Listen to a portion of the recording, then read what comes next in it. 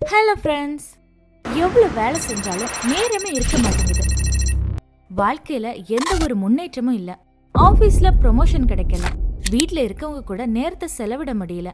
Personal care அப்படிங்கிற வார்த்தைக்கு அர்த்தமே மறந்து போச்சு. என்ன வாழ்க்கைடா இது! இப்படி டெய்லி புலம்பி டென்ஷன் ஆகி உங்களை நீங்களே பாவமா நினைச்சுக்கிற 100ல 10 பேர்ல நீங்களும் ஒருத்தரா?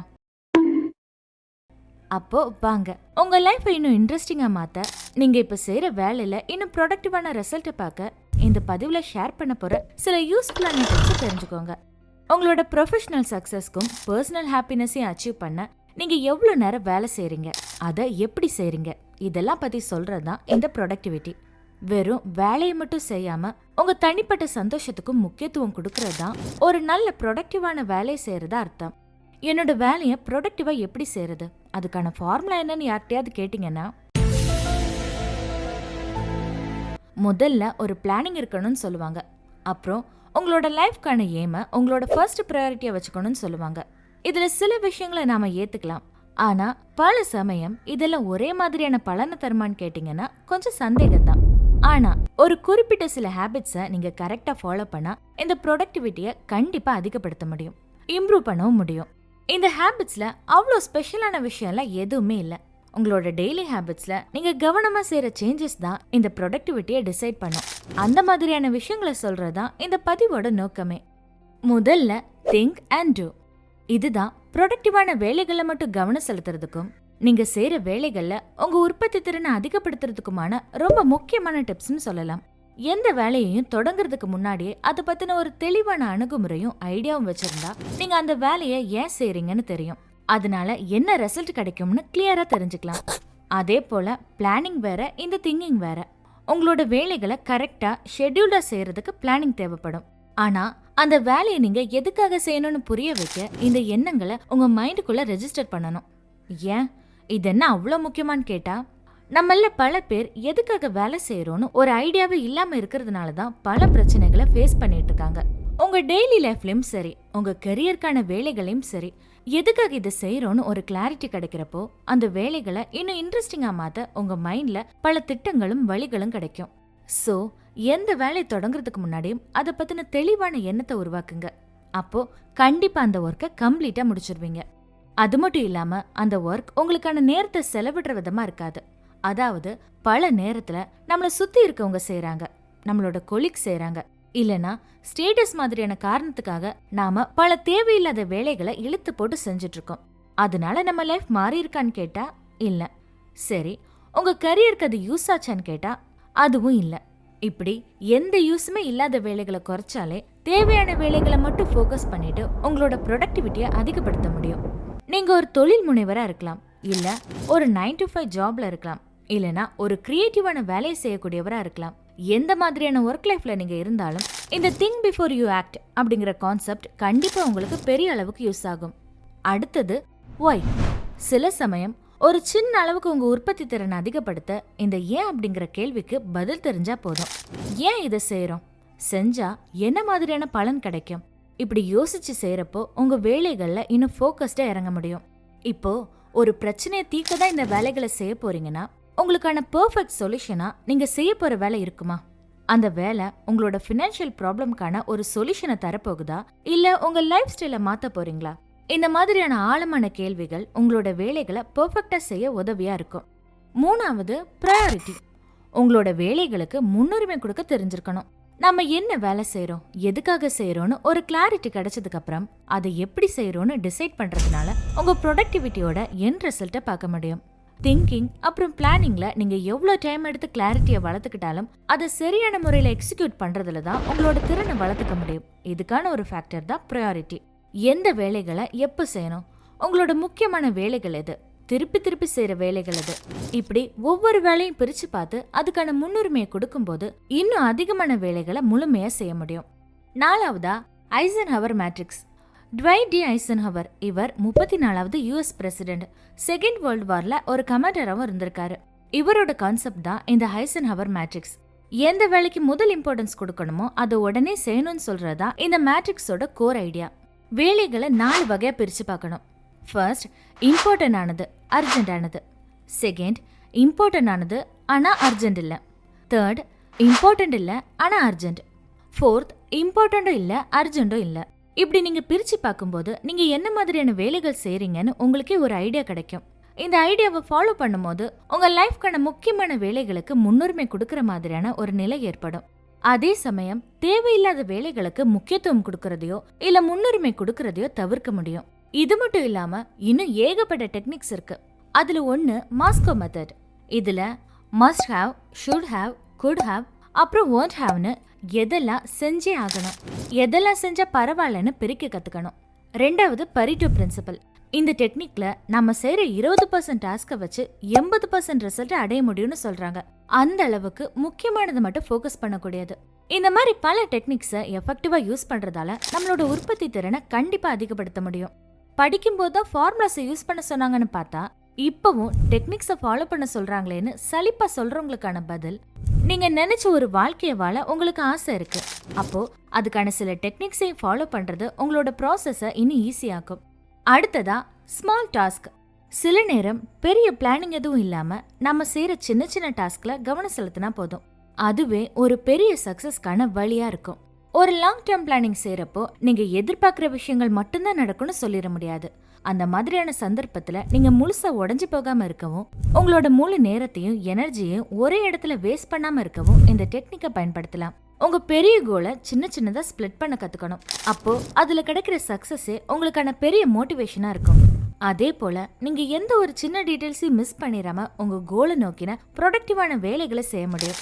ஸோ சின்ன சின்ன ஸ்டெப்ஸை ஃபோக்கஸ்டா எடுத்து வைக்கிறப்போ உங்களோட இலக்கை சீக்கிரமா அடைய முடியும். உங்களுக்கான மோட்டிவேஷனை வெளியே இருந்து இல்லாம உங்களுக்கு உள்ள இருந்து வளர்த்துக்க முடியும்.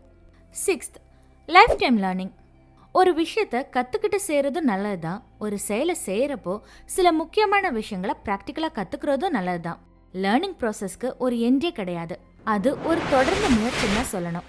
நீங்க எவ்வளவு படிச்சிருந்தாலும் எவ்வளவு எக்ஸ்பீரியன்ஸ் வச்சிருந்தாலும் கத்துக்கிற மென்டாலிட்டி இல்லாம போனா நீங்க எவ்வளவு பெரிய உயரத்துல இருந்தாலும் சரிவை சந்திச்சுதான் ஆகணும். ஓரளவுக்கு மேல உங்களோட growth-ஐ நீங்களே ஸ்டாப் பண்ண நினைச்சா எதையும் புதுசா கத்துக்க வேணாம், எனக்கு எல்லாமே தெரியும் நீங்க நினைச்சாலே போதும். அதுதான் உங்களோட லிமிட்டிங் பாயிண்டா இருக்கும். 94 வயசுல வாரன் பஃபட் கூட இன்னமும் புது விஷயங்களை கத்துக்கணும், அப்டேட் பண்ணிக்கணும்னு நினைக்கிறப்போ நாமெல்லாம் என்ன பெருசா எக்ஸ்பீரியன்ஸ்னு சொல்லிட முடியும். ஸோ நீங்க எவ்வளவு ஓப்பன் மைண்டடா இருக்கீங்களோ அந்த அளவுக்கு உங்களுக்கு நீங்களே அப்டேட் பண்ணிக்க சான்ஸ் கொடுக்குறீங்கன்னு அர்த்தம்.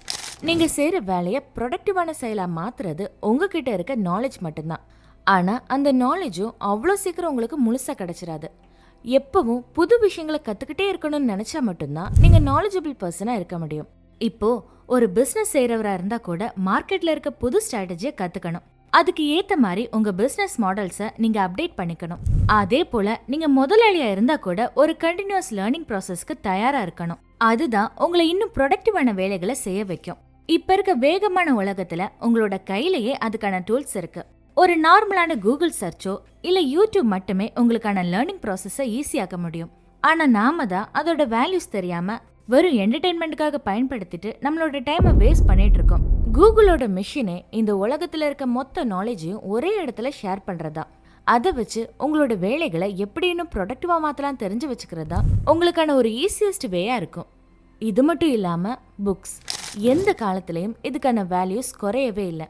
நீங்க எவ்வளவு மாடர்னான சொசைட்டில இருந்தாலும் ஒரு புக் உங்களுக்கு தர அந்த நாலேஜ் வேற எதுவுமே தர முடியாது. ஒரு நல்ல புக்கை படிக்கும் போது உங்களோட எண்ணங்களை ஆர்கனைஸ்டா வச்சுக்க முடியும். உங்களோட ஃபோக்கஸ் இன்னும் ஷார்ப்பா இருக்கிற மாதிரி ப்ராக்டிஸ் பண்ண முடியும். உங்க மைண்ட்ல இருக்க தேவையில்லாத டிஸ்ட்ராக்ஷனை கம்மி பண்ணிக்க முடியும். ஸோ ஒரு கஷ்டமான விஷயத்த கிளியரா புரிஞ்சுக்க முடிஞ்சா உங்களால எந்த வேலையும் ப்ரொடக்டிவா செஞ்சிட முடியும். அப்படி கிளியரா யோசிக்க முடிஞ்சவங்க கரெக்டான விஷயத்த கன்வே பண்ணவும் முடியும். அதே விஷயத்த ரைட்டிங்கா மாத்தவும் முடியும்.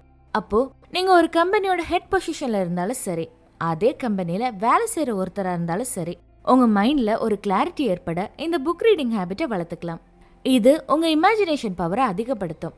எந்த வேலையை செஞ்சாலும் அதோட ரிசல்ட் என்னவா இருக்கும்னு ஒரு ஐடியா கிடைக்கும். அந்த ஐடியாவை வச்சு உங்களோட வேலைகளை இன்னும் அதிகமான ப்ரொடக்டிவிட்டியோடு செய்ய முடியும். ஸோ எவ்வளோ அதிகமான லேர்னிங் ப்ராசஸ் வச்சிருக்கீங்களோ அந்த அளவுக்கு உங்களோட வேலைகளை இன்னும் எஃபெக்டிவா செய்ய முடியும். அடுத்ததா பிளானிங். இந்த டேர்ம் இல்லாத எந்த ஒரு பிலாசபியும் இருக்க முடியாது. லைஃபா இருந்தாலும் கரியரா இருந்தாலும் ஒரு நல்ல பிளானிங் இருந்தா மட்டுமே எந்த ஒரு ஆப்பர்ச்சுனிட்டியையும் சிறப்பா பயன்படுத்த முடியும், சக்சஸ் கிட்ட நெருங்க முடியும். ஸோ ரிசோர்சஸ் மட்டும் இருந்தா பத்தாது, அதை எப்படி எஃபெக்டிவா யூஸ் பண்ணணும்னு தெரிஞ்சுக்க இந்த ஓவரால் பிளானிங் கரெக்டான டூலா இருக்கும். ரொம்ப பெரிய இலக்கா இருந்தாலும் உங்களோட ஒரு நாளுக்கான பிளானிங்கை கரெக்டா வச்சுக்க முடிஞ்சா அந்த நாளுக்கான ப்ரொடக்டிவான வேலைகளை கவனம் செலுத்த முடியும். அப்போ அது உங்களுக்கு கஷ்டமாவே இருக்காது. நீங்க செய்யற வேலை எதுக்காகன்னு தெரியும். அதே நேரம் அதுக்கான நேரத்தையும் நீங்க உங்க கண்ட்ரோல்ல வச்சுக்க முடியும். இந்த கோல்ஸ் ஃபினான்ஷியல் அச்சீவ்மெண்டா தான் இருக்கணும்னு அவசியமே இல்லை. உங்க நாலேஜை டெவலப் பண்ண, பிசினஸ் ஐடியாஸை வளர்த்துக்க, இப்படி எந்த கோலையும் ப்ரொடக்டிவான வேலைகள்ல ஈஸியா அச்சீவ் பண்ணிட முடியும். ஏன்னா உங்க இலக்கு அடைய நீங்க எடுக்கிற நேரம் தான் எவ்வளவு ப்ரொடக்டிவான வேலைகள் செய்றீங்கன்னு சொல்ற விதமா இருக்கும். அடுத்ததா டிஸ்ட்ராக்ஷன். நீங்க எவ்வளவு ஃபோக்கஸ்டா இருக்க நினைச்சாலும் அந்த வேலையை செய்யறப்போ வர ஒரு சின்ன மனமாற்றம் உங்க மொத்த வேலையுமே யூஸ் இல்லாத மாதிரி செஞ்சிட முடியும். அதுக்கு நீங்க எவ்வளவு அட்வைஸ் சொன்னாலும், ஏகப்பட்ட ஐடியாஸ் கொடுத்தாலும் நம்ம ரியல் லைஃப்ல வர டிஸ்ட்ராக்ஷன்ஸை கண்ட்ரோல் பண்ணவே முடியாது. உங்க ஆஃபீஸ் டைம், அந்த பிஸியான டிராஃபிக், கூட வேலை செய்யறவங்கன்னு பிராக்டிக்கலான லைஃப்ல ஏகப்பட்ட டிஸ்ட்ராக்ஷனுக்கு நடுவுல தான் பல முக்கியமான வேலைகளை செய்ய வேண்டிய சூழல்ல இருக்கும். இந்த எந்த டிஸ்ட்ராக்ஷனையும் உங்களால அவாய்ட் பண்ணவே முடியாது. ஆனா அதோட விளைவுகளை கொஞ்சம் கண்ட்ரோல்டா வச்சுக்க முடியும். அதாவது தேவையில்லாம வர ஆசைகளை குறைச்சா உங்களை நீங்களே ஃபோக்கஸ்டா வச்சுக்க முயற்சி செய்யலாம். ஒரு டீ பிரேக் இல்ல ஒரு வீக்கெண்ட் பிரேக் உங்களோட வேலைகளுக்கான ஒரு பெரிய டிஸ்ட்ராக்ஷனா இருக்கலாம். அந்த மாதிரியான சிச்சுவேஷன்ல அதை கண்ட்ரோல் பண்றதும் உங்களோட வேலைகள்ல ஃபோக்கஸ்டா இருக்க நினைக்கிறதும் முழுக்க முழுக்க உங்களோட பர்சனல் மைண்ட் செட் தான் காரணம். ஸோ இந்த தவிர்க்க முடியாத டிஸ்ட்ராக்ஷனை கூட அவாய்ட் பண்ண தெரிஞ்சவங்க லைஃப்ல பெரிய சக்சஸ் அடைய தேவையான வழிகளை செய்யறவங்களா இருப்பாங்க. அதே போல திருப்பி திருப்பி செய்யற வேலைகள்ல கூட உங்க கவனம் சிதற வாய்ப்பு இருக்கு. இமெயில் செக் பண்றது, பில்ஸ் பே பண்றது, இந்த மாதிரியான ப்ரொடக்டிவிட்டி இல்லாத வேலைகளை அதுக்கான கரெக்டான டைம்ல பிளான் பண்றதும் அவசியம். ஸோ உங்க ப்ரொடக்டிவிட்டியை கம்மி பண்ற அந்த டிஸ்ட்ராக்ஷனை கம்மி பண்ணாலே உங்களோட ஒர்க்கை இன்னும் எஃபெக்டிவா செய்ய முடியும். அடுத்ததா பெர்ஃபெக்ஷனிசம். சில நேரம் பெர்ஃபெக்டா வேலை செய்யணும்னு நினைக்கிறது கூட உங்களோட ப்ரொடக்டிவிட்டியை பாதிக்கணும்னு சொன்னா உங்களால நம்ப முடியுமா? அது எப்படிங்க? பெர்ஃபெக்டா செஞ்சாதானே நம்ம செய்யற வேலை குவாலிட்டியா இருக்கும். குவாலிட்டியான வேலை செய்யணும், ஆனா அதுல 200% பெர்ஃபெக்டான ரிசல்ட் வேணும்னு நினைச்சு நீங்க செஞ்ச வேலையவே திரும்ப திரும்ப ரிவ்யூ பண்றதுலயே உங்களோட பாதி நேரத்தை ஸ்பெண்ட் பண்ணிட்டு இருக்கீங்க. இதனால ஒரு சின்ன வேலையை செஞ்சு முடிக்க கூட அதிகமான டைம் தேவைப்படும். இந்த மாதிரி டைமை வேஸ்ட் பண்றப்போ உங்களோட ப்ரொடக்டிவிட்டி கண்டிப்பா பாதிக்கும். ஸோ பெர்ஃபெக்டா இருந்தா மட்டும்தான் நல்ல ரிசல்ட்டை பார்க்க முடியும் நம்பிட்டு இருந்தா உங்களோட சக்சஸை கொஞ்சம் லேட்டா தான் பார்க்க முடியும். அதுக்காக பெர்ஃபெக்டா இருக்காதீங்கன்னு சொல்லல, பெர்ஃபெக்டா மட்டும் இருக்கான்னு பார்க்காம அதுக்கு செலவாகிற நேரத்தையும் பாருங்க. அடுத்ததா டிசிப்ளின். நீங்க எவ்வளவுதான் பெரிய டேர்மை யூஸ் பண்ணி உங்களோட சக்சஸை புரிய வைக்க நினைச்சாலும் பல காலமா வழக்கத்துல இருக்க ஒரே டேர்ம் டிசிப்ளின். ஸோ ஒரு நல்ல ஒழுக்கமான நடைமுறை தெரிஞ்சு வச்சிருந்தா மட்டும்தான் லைஃப் ஃபுல்லா சக்சஸை பார்க்க முடியும். இந்த ப்ரொடக்டிவிட்டியோட கனெக்ட் ஆகிற ஒரே லைஃப் ஸ்டைல் ஹேபிட் இந்த டிசிப்ளின் மட்டும்தான். இதை வளர்த்துக்க முடிஞ்ச மட்டும்தான் உங்களால நிலையான மாற்றங்களை பார்க்க முடியும். சோம்பேறியா இருக்கிறத குறைக்கிறதும் கன்சிஸ்டன்டான முயற்சிகளை செய்யறதும் உங்களோட ப்ரொடக்டிவிட்டியை கண்டிப்பா அதிகரிக்கும். சரி, இவ்வளோ நேரம் நம்ம உற்பத்தி திறனை எப்படி அதிகரிக்கிறதுன்னு பார்த்தோம். இனி அதுல கிடைக்க போற பெனிஃபிட்ஸை பத்தி தெரிஞ்சுக்கலாம். First, personal growth. Job, career, financial status இதெல்லாம் தாண்டி உங்க தனிப்பட்ட வளர்ச்சிக்கு இந்த ப்ரொடக்டிவிட்டி யூஸ் ஆகும். உங்க கெப்பாசிட்டியை அதிகப்படுத்தும், நாலேஜை டெவலப் பண்ணும், சேலஞ்சஸை ஃபேஸ் பண்ற தைரியத்தை கொடுக்கும், புது விஷயங்களை கத்துக்கவும் அதுல உங்களோட திறமைகளை வெளிக்கொண்டு வரவும் இது யூஸ் ஆகும். ஒரு குறிப்பிட்ட டைம்ல உங்களோட வேலையை முடிக்கிறதால உங்க லைஃபோட எல்லா சிச்சுவேஷன்லயும் வளர்ச்சியை மட்டுமே பார்க்க முடியும். Second, salary and rewards. நீங்க ஒரு 9 to 5 ஜாப்ல இருந்தாலும் உங்களுக்கான சேலரி அதிகப்படுத்த இந்த ப்ரொடக்டிவிட்டியை யூஸ் பண்ணலாம். இல்ல நீங்க ஒரு பிசினஸ் நடத்திட்டு இருந்தா உங்களோட ப்ராஃபிட்ஸை அதிகப்படுத்தவும் உங்களோட பிராண்டை நிலைநிறுத்தவும் இது யூஸ் ஆகும். ஸோ நீங்க எந்த லைஃப் ஸ்டைல்ல இருந்தாலும் உங்க வேலைகளை ப்ரொடக்டிவா செய்யறப்போ அதுக்கான எல்லா ரிவார்ட்ஸும் உங்களோட ஸ்டேட்டஸை மாத்துறத நீங்களே பார்த்து உணர முடியும். Third, trust. உங்க மேல இருக்க மதிப்பு உயரும், ரொம்ப பொறுப்பான மனிதரை அடையாளம் காட்டும், எந்த வேலையையும் திறமையா செஞ்சு முடிக்கக்கூடியவரா உங்களை அடையாளப்படுத்தும். நீங்க பண்ற வேலைகள்ல பாராட்டையும் கரியர் growth-ஐயும் சீக்கிரமா பார்க்க முடியும். Fourth, stress management. ஒரு சரியான பிளானிங்கோட ப்ரொடக்டிவான வேலைகளில் ஃபோக்கஸ் பண்றப்போ கடைசி நேர ஸ்ட்ரெஸ்ஸை கம்மி பண்ணலாம், உங்களோட ரிசல்ட்டை முன்னாடியே கணிக்க முடியும். ஸோ நீங்க என்ன வேலை செய்றீங்க, அதை எப்படி செய்றீங்கன்னு தெளிவா இருக்கும்போது உங்களோட எல்லா வேலைகளும் வளர்ச்சிக்கான அம்சமா தான் இருக்க முடியும். அதே போல உங்க பெரிய சக்சஸ்க்கு மட்டும்தான் இல்லாம உங்க அன்றாட வாழ்க்கையில வர ஸ்ட்ரெஸ்ஸை கூட கம்மி பண்ணிக்கலாம். அடுத்ததா, ஒர்க் அண்ட் லைஃப் பேலன்ஸ். உங்க வேலையையும் தனிப்பட்ட வாழ்க்கையையும் பேலன்ஸா வச்சுக்க முடியும். ஏன்னா எல்லா இடத்துலயும் நீங்க ப்ரொடக்டிவான வேலையை மட்டும் செய்றீங்க. ஸோ எப்போ வேலை செய்யணும், எப்போ உங்க ஃபேமிலிக்கான வேலை செய்யணும்னு பிரிச்சு பார்க்க தெரிஞ்சாலே வாழ்க்கையோட எல்லா விஷயங்களையும் ஒரு பீஸ்ஃபுல்லா உணர முடியும். உங்க பர்சனல் கோல்ஸை அச்சீவ் பண்ணலாம். ஹாபீஸ்க்கும் டைம் இருக்கும். கடைசியா self confidence. Success, knowledge, learning process இதெல்லாம் உங்க செல்ஃப் கான்ஃபிடன்ஸை அதிகப்படுத்தும். என்ன செஞ்சாலும் அதை சரியா செய்ய முடியும்னு ஒரு நம்பிக்கை வரும்போது உங்களோட மைண்ட்ல பாசிட்டிவிட்டியை அதிகப்படுத்த முடியும். ஸோ உங்களோட பர்சனாலிட்டி, லைஃப் ஸ்டைல் இதெல்லாம் டிசைட் பண்ற ஒரு ஃபேக்டரா இந்த செல்ஃப் கான்ஃபிடன்ஸ் ரொம்ப முக்கியமானதா இருக்கு. இந்த ப்ரொடக்டிவிட்டிங்கிறது உங்களோட ஒர்க்கை ஸ்பீடா முடிக்கிறது மட்டும் இல்ல.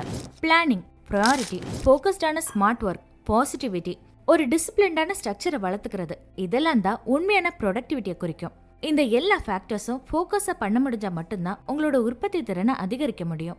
அதனால கிடைக்கக்கூடிய ரிசல்ட்டும் உங்களை பாசிட்டிவான வழியில கொண்டு போகும். ஸோ வெறும் தியரிட்டிக்கலா பார்க்காம உங்க லைஃப்ல இருக்கக்கூடிய எல்லா அம்சங்களையும் இந்த ப்ரொடக்டிவிட்டியை யூஸ் பண்ண கத்துக்கோங்க.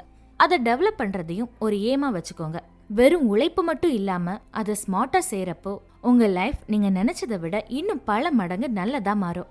அதோட எக்ஸ்பீரியன்ஸ் உங்களை ஸ்ட்ரெஸ் ஃப்ரீயா சாட்டிஸ்ஃபைடா வச்சுக்க உதவும். இந்த பதிவுல கொடுத்திருக்க டிப்ஸ் மட்டும் இல்லாம பெரிய சக்சஸ்ஃபுல்லான மனிதர்கள் அவங்க லைஃப்ல ஃபாலோ பண்ண சில விஷயங்களை தெரிஞ்சுக்கிறதும் அதை உங்க வாழ்க்கைக்கு ஏத்த இடத்துல அப்ளை பண்றதும் ஒரு சுலபமான வழியா இருக்கும். ஸோ ப்ரொடக்டிவான வேலைகள்ல கவனம் செலுத்துங்க. ஃபோக்கஸ்டா உங்களோட growthக்கான வழிகளை நீங்களே உருவாக்க கத்துக்கோங்க. இந்த பதிவு உங்களுக்கு பிடிச்சிருக்கும் நம்புறேன். மேலும் இது போன்ற சிறந்த பதிவுகளுக்கு எங்க சேனலை சப்ஸ்கிரைப் பண்ணிக்கோங்க. மீண்டும் ஒரு நல்ல டாபிக்ல சந்திக்கலாம். நன்றி.